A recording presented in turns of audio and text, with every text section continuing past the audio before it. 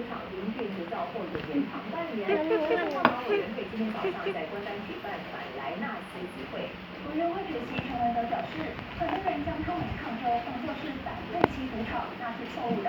毕竟莱纳斯的组织会创造就业机会，并刺激当地经济，而他们真正关注的其实是辐射性废料的处理方式。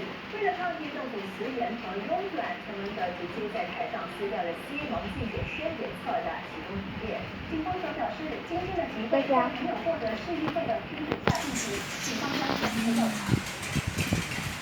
今早7点，大约500人聚集在关丹阿罗特公园，莱纳斯独立集会。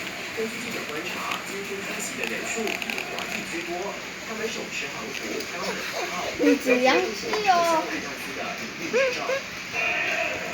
你来过不？阿公，你看见没？中华马委员会主席陈文德表示，一旦政府批准莱纳斯的营运执照更新，那就是违背了竞选宣言第36条承诺。他今天在台上直接撕掉西蒙竞选宣言册，向政府表达。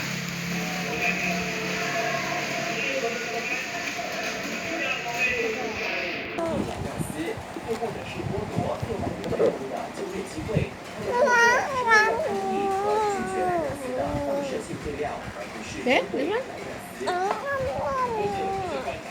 我们希望他不要扭转，因为之前他说过嘛，来呢有义务把这个废料移出马来西亚。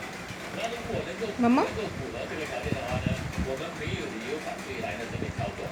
因为我们关心的是那一堆废料，不是西土场，不是由于我们其实赞成，因为他们说把自己带进来就叫工作地位，有什么理由我们反对呢？我们反对是他处理那堆废料的不大方。